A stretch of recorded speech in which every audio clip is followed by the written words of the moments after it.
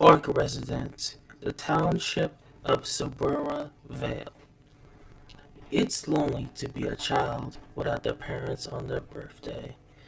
Jean sighed as he sat on the couch, staring blankly into his scroll. His parents left suddenly for an impromptu huntsman mission outside Argus, Jean was told. That's where his cousin Saffron lived. He wished at least she could have visited. He understood it was their job, but was still bummed out that his parents had to leave. They didn't even get to watch him blow out the candles. "Hey, be careful with that," yelled a strange voice. Jean looked out the window to identify the source of the disturbance. He found a group of approximately a dozen cloaked people. Two of them had tails, and one had visible horns. Just a bunch of faunus, nothing much. Jean went back to watching his show on his scroll. "Get off your butt, couch potato, to the garage. The parts I ordered from Mansell are here," said Papa Ark. Jean's grandfather barged into the front room. "You need to get your hands dirty," and swiftly walked down the basement stairwell. This perked Jean right up. He loved hanging out in the garage with his grandfather. It was the epitome of manliness. A beer fridge, dartboard, dozens of loose car parts and tools, and his family sword, Carisha Morse, hung on top of the entrance. This very weapon has been passed on for many generations. His great-great-grandfather wielded it during the Great War. His great-grandfather, and Papa himself in the Faunus Rights Revolution. He was pretty formidable for a senior citizen, or was amazing. Jean's father was not an appreciator of the classics, so he created his own custom weapon. It has been collecting dust for a decade. Jean's parents didn't like him hanging out in the garage. They thought he would hurt himself, so it was a secret between him and Papa. His grandfather let him help with fixing antique cars, mostly with patching tools, since he was only 7, well, 8 now. As Jean walks into the garage, Papa Ark unveiled something under a tarp. He audibly gasped and stared with excitement. "You like her, eh, Pete?" Jean cringed at the mention of that nickname. He only wanted the box tops. God darn it. Papa slapped the trunk of the car playfully. "This beast here is 300 horses of vagrant muscle. Impressive for its time." This car was a work of art. A 383 Magnum, rear drive, manual transmission, and a full roll cage. "So, do you plan on supering up for the upcoming circuit?" Vajan, the child, excitedly jumped up and down. "Yeah, but it would be a hard job. I had to replace the original engine with a supercharged 426 Hemi since it's faster and can run on dust. Just wanted to strike the iron while it's still hot." The elderly Ark popped the hood of the antique, and quickly the air filled with the smell of gasoline, causing the argument to wheeze and cough. "This is gonna be an all-nighter," thought the young Ark. Fort Arafel, Atlas. "Ironwood, you better be alive, you bastard." Scores of Elysian Night 120s and soldiers scoured the wreckage for the few survivors of this unprecedented disaster. A bullhead lands in the vicinity. Two 30-something blondes step out. The male blonde was approximately 5 feet 3 inches or 1.6 meters tall, with piercing silver eyes and a scowl that will put even Jacques Cheny to shame. The female blonde was a complete opposite, 6 foot 5 inches or 1.9 meters tall, with blood red eyes, long curly hair with blue highlights, an obscure band hoodie, and a assured expression. "How did this happen?" said the fuming male blonde, seeing the devastation. An AK-120 addressed him. Greetings, Mr. Rock. "Have you found any survivors?" Progress report. No survivors detected. The man curled up his fist, enforcing it with his piercing green aura, and punched the android's head, smashing it to pieces. "Fucking clankers!" "Calm down, Hunter. We're alive. I just know it," said the female blonde assuringly. She tried to look composed, but was clearly on the verge of breaking down. "Thank you, Serana." Hunter let out a deep sigh. "Let's spread out. You go 2 clicks west, and I go south." "Aye, aye, Captain," said Serena playfully as she brushed away a forming tear.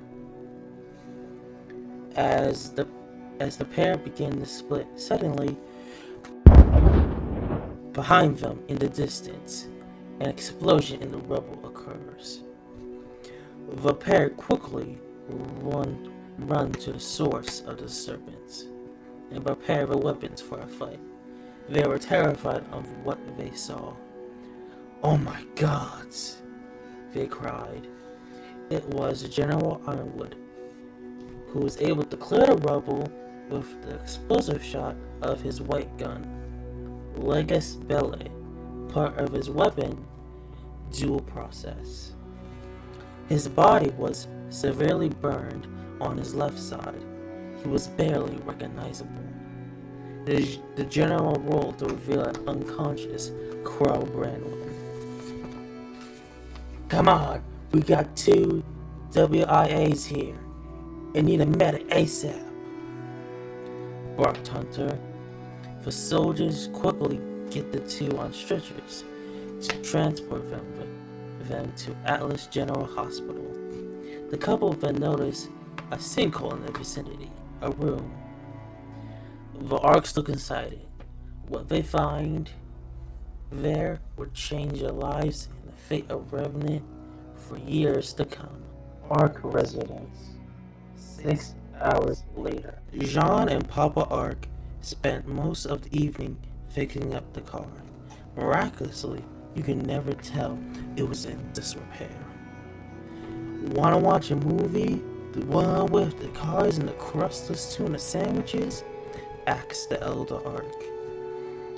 Yeah, the child screamed. The 2 cleaned up, went to the front room, and sat on the couch. Papa grabbed his squirrel, turns on the TV, and flips to a popular streaming service. Debris fly everywhere. The entire front wall of the living room is gone. "Hush!" Papa quickly turns to shield John. "John, to the basement now!" This sudden turn of events took aback John. Why, we're under attack. Who will want him and his family dead? Jean, heeding his grandfather's words, bolts for the stairs. As soon as Jean hit the basement floor, Jean could hear the smashing of glass. Fearing for his grandfather's safety, he ran up the stairs, only to learn that the door was locked. "Don't worry, Pete. I'm right behind you. I just need to do something real quick." "Where are you, human?" "Die like dogs you are," boomed an unfamiliar voice. Jean quickly realized what it was. The white thing. He started to cry. No, Papa, don't do this. Come down here. We can hide together. No, no can do. If I hide, the ruffians will come looking for me and put you in danger, explained the elder Ark. How are you gonna do it? How are you gonna fight? Fight them? You are outnumbered and you don't have your sword, questioned John. I survived worse, Pete. I may be old, but I still have my skills and training. This didn't quell his fears. Papa turned serious. Jean got his arc. If I don't make it, I need you to do something for me. Can you do that?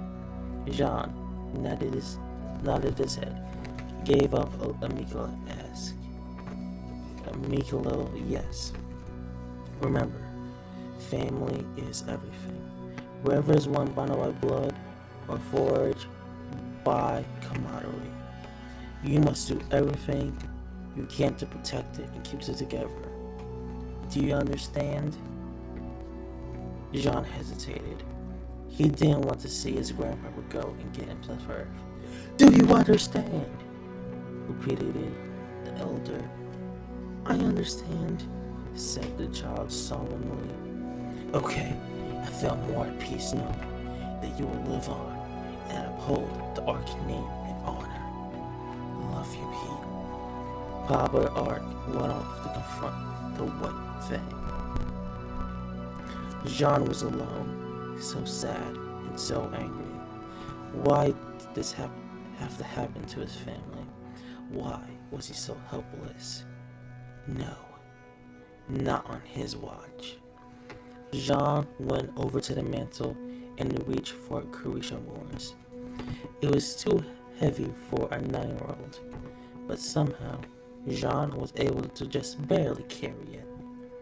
He used all his might to hack away at the door. He did it.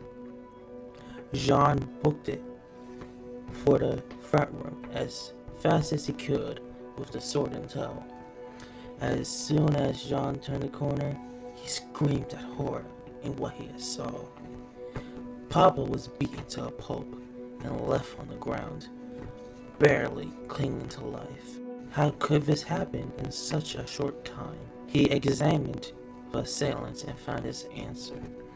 It was about 4 or 5 White Fang members, but something was weird about one of them. He wore a black visor obscuring his face, red hair, and bull horns on his head. But that wasn't the weird part. He appeared to be his age, and the knife in his hand glowing a searing red, and his stance is weak. Clearly, he was unsure of himself. How could an 8-year-old be a seasoned huntsman, even an elderly one? The fondest kid lunged at Jean. Die, you damn orc, he cried. Jean quickly unsheathed his sword and transformed his shield, and slashed the redhead's head, crushing the visor, carving right into his face. Taking advantage of the situation, Jean tries to strike him down, but is restrained by one of the older members. They start to pummel him from all around. Hit after hit, the pain starts to spread. The young Ark can only feel anger.